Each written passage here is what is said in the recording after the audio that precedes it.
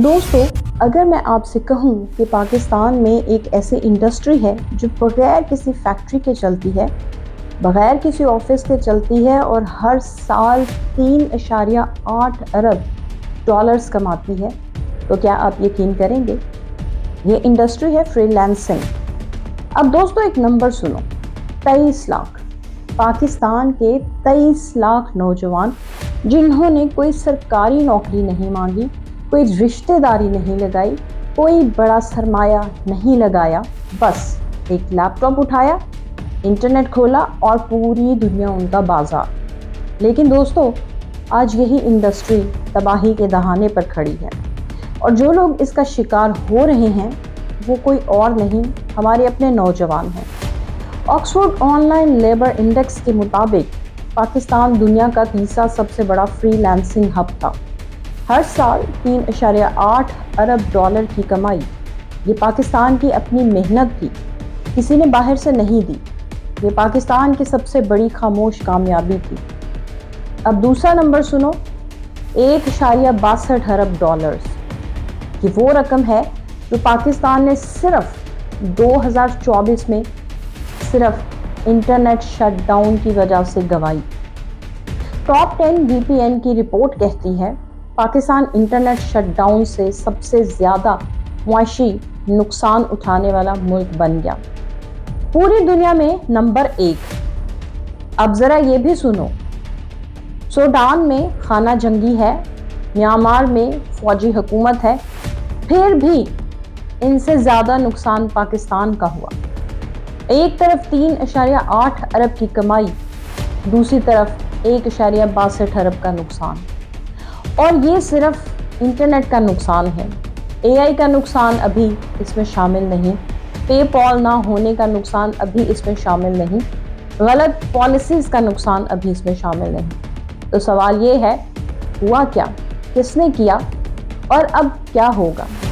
आज हम यही समझेंगे, डेटा के साथ, एविडेंस के साथ और सबसे ज़रूरी सॉल्यूशंस के साथ।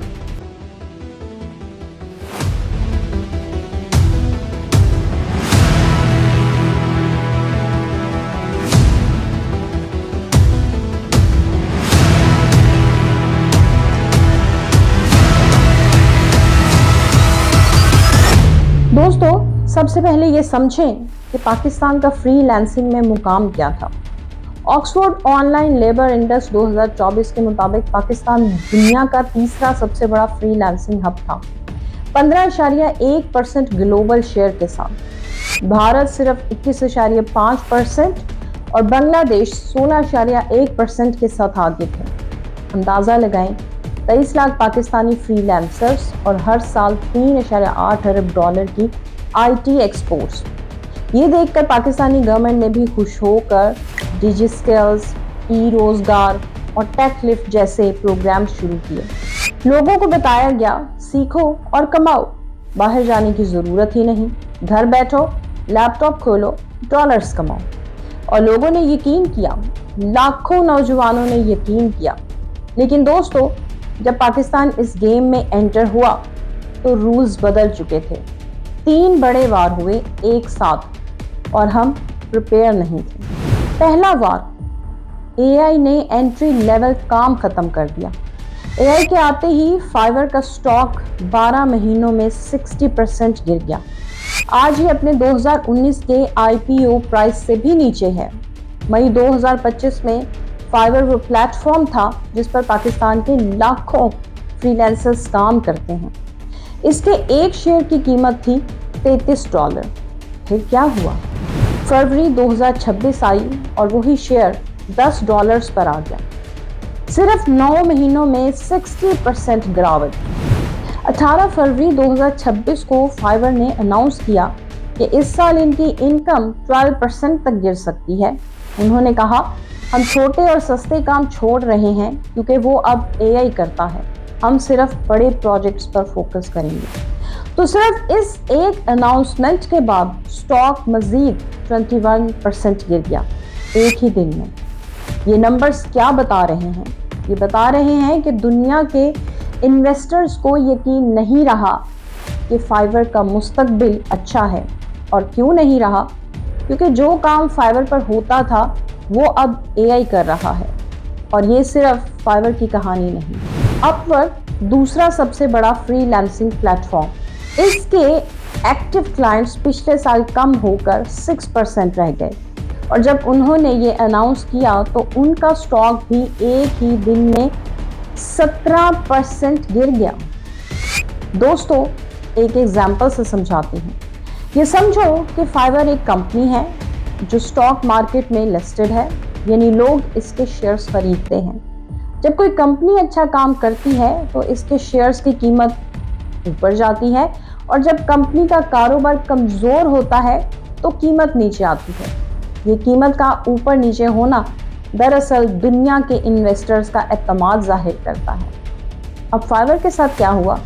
2019 में जब फाइवर पहली बार स्टॉक मार्केट में आई, उस वक्त एक शेयर की कीमत थी मान लो $21।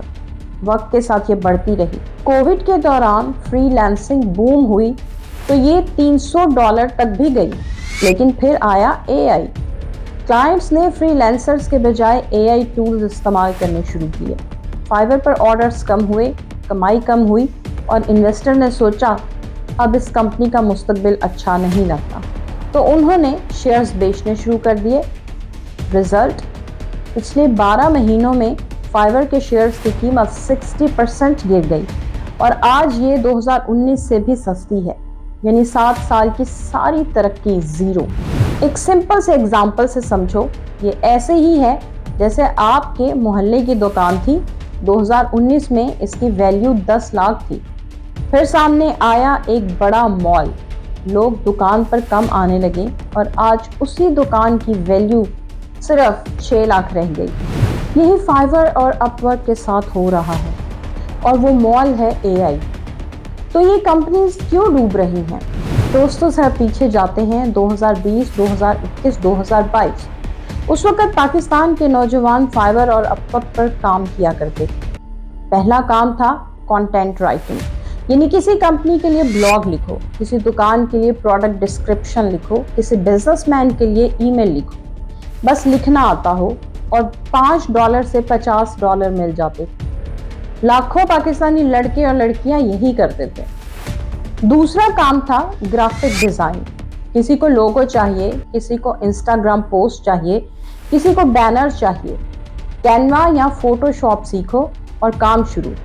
ये स्किल सीखने में चंद हफ्ते लगते थे और पैसे अच्छे मिलते थे। तीसरा काम था वीडियो एडिटिंग। यूट्यूब बूम हो रहा था, हर दूसरा बंदा यूट्यूबर बनना चाहता था। इन्हें थंबनेल्स चाहिए थे, रील्स चाहिए थे, शॉर्ट क्लिप्स चाहिए थे।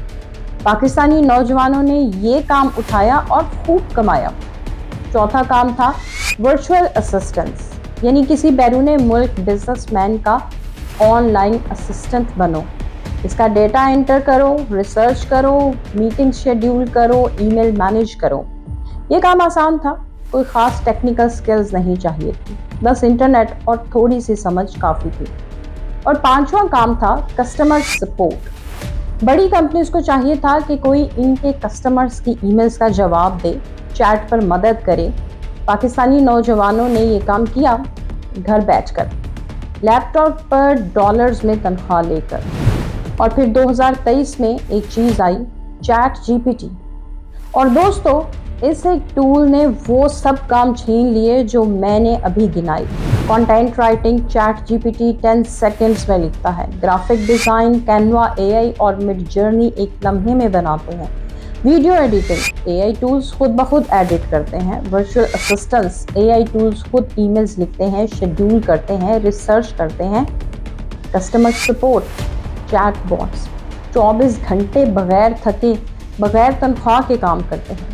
तो क्लाइंट ने सोचा, मैं $100 किसी इंसान को क्यों दूं जब एआई यही काम मुफ्त में कर रहा है। और फिर ऑर्डर्स गायब हो गए। दोस्तों, इस वक्त पाकिस्तान के सिर्फ 14% टेक फ्रीलांसर्स के पास एडवांस एआई स्किल्स हैं।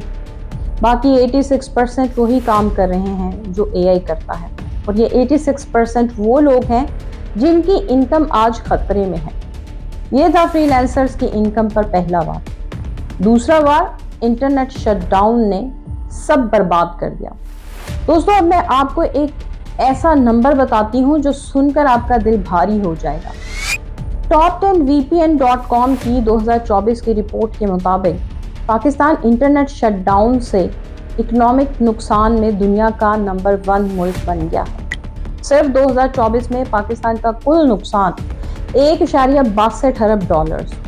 सूडान में खाना जंगी हो रही है, म्यांमार में फौजी हुकूमत है, फिर भी पाकिस्तान का नुकसान इनसे ज्यादा था। क्यों हुआ ये सब? फरवरी 2024 में एक्स को बैन किया गया, फायरवॉल इंस्टॉल की गई, वीपीएन्स ब्लॉक हुए, इंटरनेट स्लो हुआ। पाकिस्तान सॉफ्टवेयर हाउस एसोसिएशन के मुताबिक इंटरनेट की 1 घंटे की शटडाउन से आईटी सेक्टर को $1 मिलियन का नुकसान होता है, सिर्फ 1 घंटे में। वीपीएन रिस्ट्रिक्शंस की वजह से सालाना 100 से $150 मिलियंस का नुकसान हो रहा है। और फ्रीलांसर्स का क्या नुकसान हुआ? फाइवर ने पाकिस्तानी फ्रीलांसर्स के अकाउंट पर खुद ब खुद अनअवेलेबल का लेबल लगा दिया, क्योंकि वो इंटरनेट डिस्ट्रप्शन की वजह से ऑनलाइन नहीं थे। क्लाइंट्स ने समझा ये अनरिलायबल है, ऑर्डर्स कैंसिल हुए, रेटिंग्स गिरी, सालों की रेपुटेशन एक झटके में खाक हो गई। ये एक बंदे की कहानी नहीं है, ये हजारों घरों की कहानी है। तीसरा वार पेपॉल की अनअवेलेबिलिटी और ज़्यादा टैक्स। दोस्तों तीसरा मसला शायद सबसे ज़्यादा फ्रस्ट्रेटिंग है। पाकिस्तान दुनिया का तीसरा सबसे बड़ा फ्रीलांसिंग हब है और पाकिस्तान में पेपॉल अवेलेबल नहीं है। 2024 में भी नहीं, 2025 में भी नहीं। इंडिया में है, बांग्लादेश में है, श्रीलंका में है, हमारे पड़ोसियों के पास है, लेकिन पाकिस्तान में नहीं। तो फ्रीलांसर्स क्या करते हैं? पेनियर इस्तेमाल करते हैं, फीस ज़्यादा, ऑप्शंस कम। वाइज यूज़ करते हैं, कुछ बेहतर है, लेकिन पेपॉल जितनी ट्रस्ट नहीं। क्रिप्टो इस्तेमाल करते हैं जो खुद लीगल ग्रे जोन में है। इनफॉर्मल चैनल्स इस्तेमाल करते हैं जो ऑफिशियल रिकॉर्ड्स में नहीं आता। नतीजा, पाकिस्तान की 3.8 अरब डॉलर्स की आईटी एक्सपोर्ट सिर्फ वो है जो ऑफिशियल रिकॉर्ड्स में आती है। हकीकी कमाई इससे कहीं ज़्यादा है, बस ट्रैक नहीं होती। और अब सितम ज़रफ़ी देखो, 2025 और 2026 बजट फिस्कल ईयर में गवर्नमेंट ने फ्रीलांसर्स, यूट्यूबर्स और टिकटॉकर्स पर टैक्स लगाने का फैसला किया है। डिजिटल अर्नर्स से 500 से 600 अरब रुपए इकट्ठे करने का हदफ। सोशल मीडिया इनकम पर 3.5% टैक्स की तजवीज़। 6 लाख रुपीस से कम कमाने वाले भी एफबीआर में रजिस्टर करने के पाबंद। ठीक है, टैक्सेस होने चाहिए, लेकिन पहले पेपॉल दो, इंटरनेट दो, वीपीएन बंद करो, फिर टैक्स मांगो। ये ऐसा है जैसे किसी किसान की ज़मीन पर पानी बंद कर दो, बीज भी ना दो और फिर उससे फसल का हिसाब मांगो। दोस्तों अब मैं आपको वो चैलेंजेस बताती हूँ जो हर पाकिस्तानी फ्रीलांसर रोज़ फेस करता है। चैलेंज नंबर 1, स्किल्स पुरानी हो गई। जो स्किल्स 2020 में आपको $500 दिलवाती थी, वही 2026 में AI $0 में कर रहा है। Content writing, basic design, data entry, ये सब कस्टमाइज हो गए हैं। चैलेंज नंबर 2 है क्लाइंट्स का एतमाद टूटना। इंटरनेट शटडाउन्स की वजह से क्लाइंट्स ने सीख लिया पाकिस्तानी फ्रीलांसर्स रिलायबल नहीं हैं। ये स्टीरियोटाइप बहुत नुकसानदेह है और इसे तोड़ना वक्त लेता है। चैलेंज नंबर 3, पेमेंट का मसला। हर पेमेंट मेथड पर फीस है। पेनियर 2 to 3% लेता है, वायर ट्रांसफ़र और भी महंगा, और क्लाइंट्स को ये समझाना कि पेपॉल क्यों नहीं मिलती, ये खुद एक जंग है। चैलेंज नंबर 4 है कंपटीशन बढ़ गई। जब पाकिस्तान में इंटरनेट मसाइल हुए, इंडिया और बांग्लादेश के फ्रीलांसर्स ने वो क्लाइंट उठा लिए। अब वापस जीतना हार्डर है। Challenge number 5, mental health. दोस्तों ये वो चैलेंज है जिसके बारे में कोई यूट्यूब वीडियो नहीं बनाता, कोई न्यूज़ चैनल नहीं दिखाता, लेकिन ये सबसे ज़्यादा तकलीफ देह है। एक लड़के के बारे में सोचो जिसने 2021 में यूनिवर्सिटी छोड़ दी। घर वालों ने रोका, उसने कहा अब्बू मैं घर बैठकर $500 कमा रहा हूँ, डिग्री का क्या करूँगा। और वो सही भी था उस वक्त। लेकिन 2024 में ऑर्डर्स बंद हुए, इनकम सिफर हुई। अब ना डिग्री है, ना जॉब है, ना फ्रीलांसिंग है। सामने रास्ता बंद और पीछे गहरी खाई।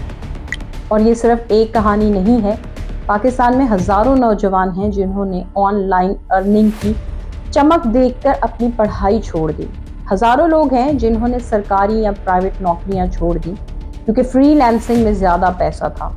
हजारों खानदान हैं जिनका घर का खर्च सिर्फ इस एक लैपटॉप पर चल रहा था, और जब वो लैपटॉप बंद हुआ तो पूरी जिंदगी रुक गई।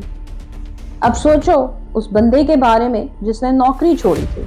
सुबह उठता था, फाइवर खोलता था, कोई ऑर्डर नहीं, अपवर्क चेक करता है, कोई रिप्लाई नहीं, लिंक्डइन देखता है, जॉब्स में डिग्रीज मांगते हैं, और फिर घर वाले पूछते हैं आज कितना मिला। वो जवाब नहीं देता, कमरे में चला जाता है। ये सिर्फ पैसों का मसला नहीं रहता, ये इज्जत नफ्स का मसला बन जाता है। और सबसे तकलीफ दे बात, वो लोग जो आज भी किसी को नहीं बताते कि वो स्ट्रगल कर रहे हैं, क्योंकि कल तक वही बंदा घर का हीरो था जो डॉलर्स कमाता था। आज वो कैसे कहे कि मैं हार गया हूँ। ये खामोश तकलीफ, ये सबसे बड़ा चैलेंज है। लेकिन दोस्तों, ये आपकी गलती नहीं थी। आपने मेहनत की, आपने सीखा, आपने कोशिश की, लेकिन आपके खिलाफ एक साथ 3 चीजें आई: एआई, इंटरनेट शटडाउन और पेपॉल की गैर मौजूदगी। कोई भी इन तीनों के सामने डगमगा जाता। ये चैलेंज रियल है, लेकिन खुशी की बात यह है कि ये परमानेंट नहीं है। अब उठो, अभी उठो और खड़े हो जाओ और अपनी एनर्जी बदलो।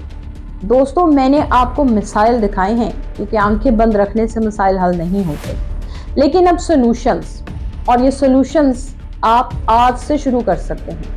सबसे पहले एआई को दुश्मन नहीं, वेपन बनाओ। एआई ने एंट्री लेवल जॉब्स ली हैं, ये सच है, लेकिन एआई ने नई जॉब्स भी पैदा की हैं। 2026 में दुनिया में प्रॉम्प्ट इंजीनियरिंग की एक जॉब की सैलरी $1 लाख सालाना है average. AI automation specialist early rate $80 से $150। एआई कंटेंट स्ट्रेटेजिस्ट, जो एआई से कंटेंट बनवाता है लेकिन स्ट्रेटजी खुद देता है। ये रोल अभी भी इंसान करते हैं। तो करना क्या है? सबसे पहला सोल्यूशन है chat GPT, cloud, mid journey सीखो। यूट्यूब पर मुफ्त कोर्सेज मौजूद हैं। कोर्सेरा, एडेक्स और गूगल्स फ्री एआई कोर्सेज लो। अपनी करंट स्किल्स को एआई के साथ कंबाइन करो।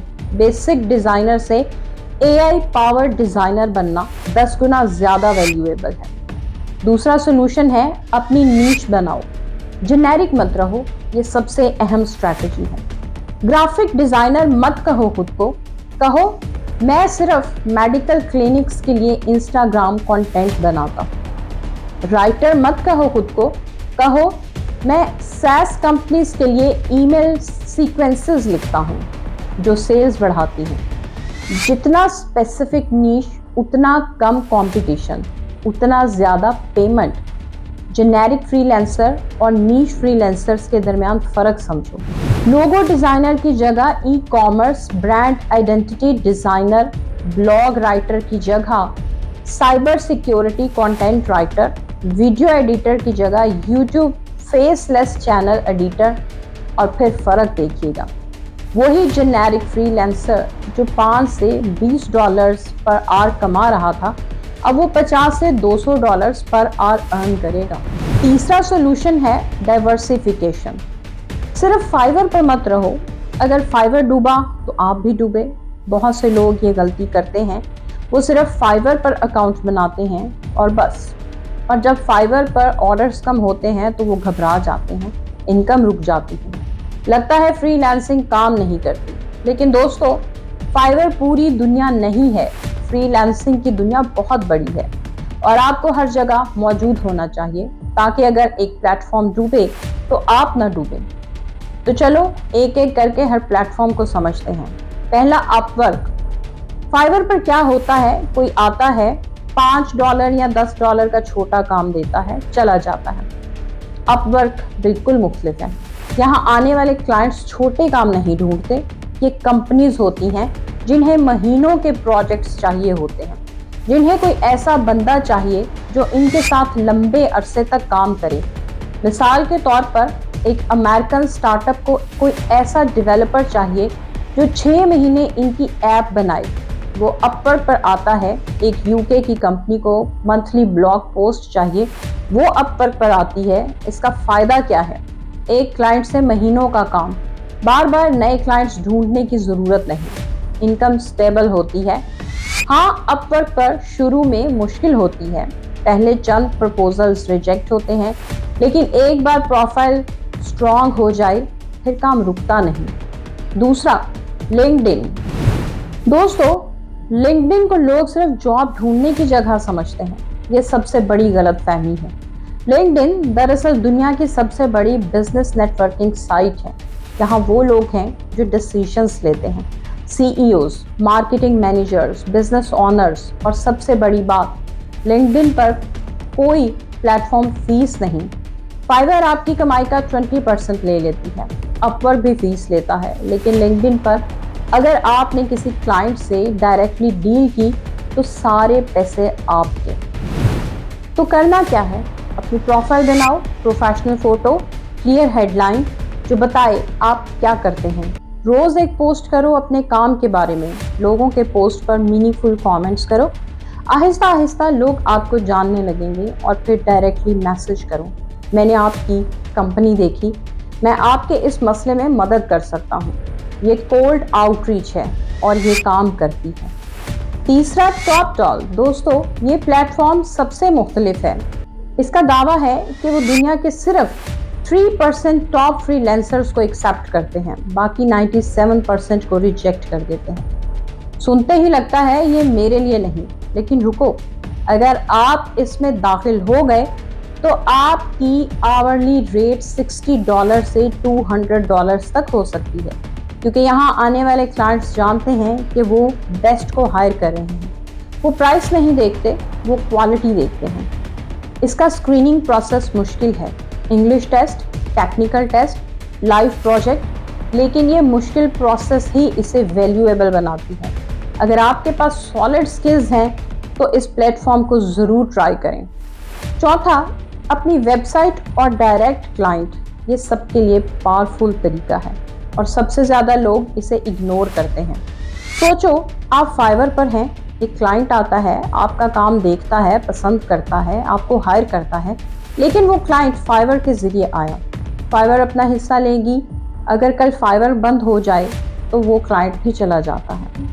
लेकिन अगर आपकी अपनी खुद की वेबसाइट हो तो कोई भी दुनिया में गूगल पर सर्च करेगा best graphic designer for restaurants और आपकी साइट सामने आएगी। वो डायरेक्टली आपसे कांटेक्ट करेगा, कोई मिडल मैन नहीं, कोई फ़ी नहीं, सारा का सारा पैसा आपका।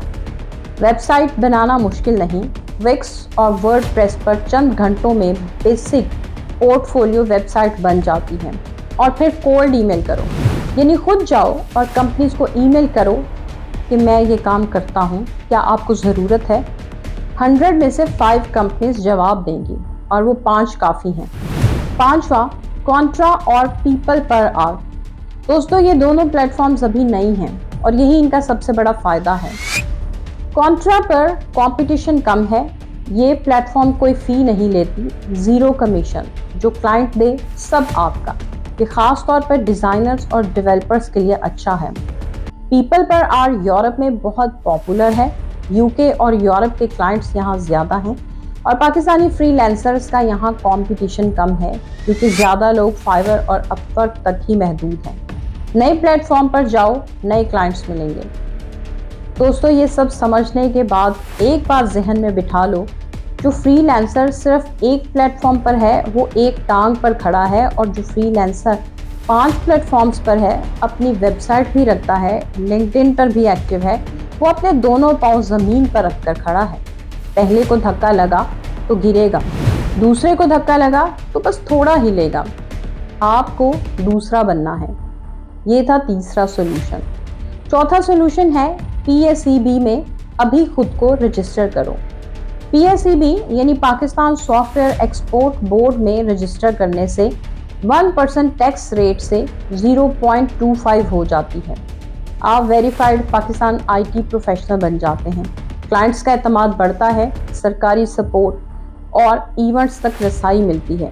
ये प्रोसेस मुश्किल नहीं, PSEB की वेबसाइट पर जाओ, ऑनलाइन अप्लाई करो। दोस्तों अगर आप चाहो तो PAFLA यानी पाकिस्तान फ्रीलांसर्स एसोसिएशन को ज्वाइन करो।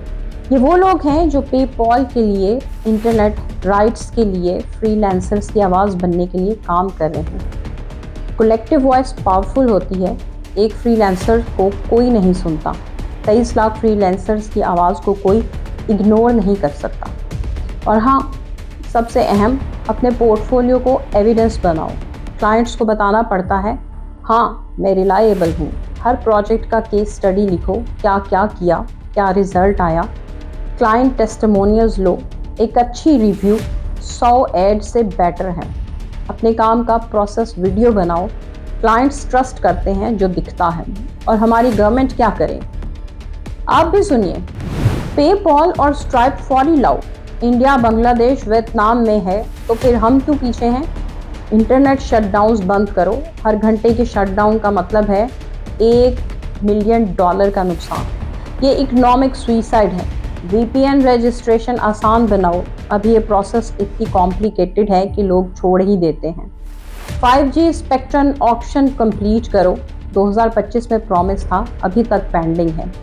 पहले इंफ्रास्ट्रक्चर, फिर टैक्स। पहले पेपॉल दो, इंटरनेट दो, फिर हिसाब मांगो। दोस्तों पाकिस्तान दुनिया के सबसे यंग ममालिक में से एक है। हमारे पास टैलेंट है, एनर्जी है, वक्त है और सबसे बड़ी बात, हमारे पास जज्बा है। लेकिन जज्बा तब तक काफ़ी नहीं होता जब तक सिस्टम साथ न दे। अगर आप फ्रीलांसर हैं, ये वीडियो शेयर करें, किसी एक दोस्त को भेजें जो फ्रीलांसिंग करता है या करना चाहता है।